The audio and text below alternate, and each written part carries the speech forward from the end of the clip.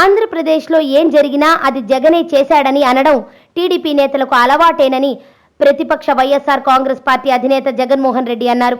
సోమవారం నాడు ఆయన అమరావతిలో మీడియాతో మాట్లాడారు.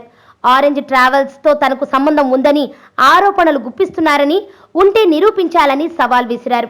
లేకపోతే ముఖ్యమంత్రి చంద్రబాబు రాజీనామా చేస్తారా అని ఆయన ప్రశ్నించారు. ట్రావెల్స్ బస్సుల వ్యవహారంలో ప్రభుత్వం తీరు బాగోలేదని అన్నారు. ఒక సీనియర్ ఐపీఎస్ అధికారి తాను నోరు తెరిస్తే చాలా బాగోతాలు వస్తాయన్నారు. ఆ బాగోతాలు ఏంటని ఆయన ప్రశ్నించారు. అసలు టీడీపీ నాయకులు ఆర్టీఏ ఆఫీస్కు వెళ్ళింది ప్రైవేట్ వ్యవహారంపై, అధికారులను నిస్సహాయాలుగా చేసే సాక్షాత్తు సీఎం సెటిల్మెంట్స్ చేస్తున్నారని విమర్శించారు. రాష్ట్రంలో ప్రతిపక్ష నేతలు ఏం తప్పు చేయకపోయినా కేసులు నమోదు చేస్తున్నారని, మరోవైపు ఆర్టీఏ అధికారులతో ఇష్టం వచ్చినట్లు వ్యవహరించి వారిపై చర్యలు తీసుకోవట్లేదని జగన్ అన్నారు. శాసనసభలో రోజుకో ప్రెజెంటేషన్ పేరుతో సమయాన్ని వృధా చేస్తున్నారని జగన్ మండిపడ్డారు. ప్రభుత్వం పోలవరం ప్రాజెక్టుని చిత్తశుద్ధితో పూర్తి చేయడం లేదని ఆరోపించారు. చంద్రబాబు నాయుడు పాలనలో అన్ని స్కాములేనని అన్నారు. శాసనసభలో ప్రజా సమస్యలపై మాట్లాడడానికి తనకు సమయం ఇవ్వడం లేదని అన్నారు.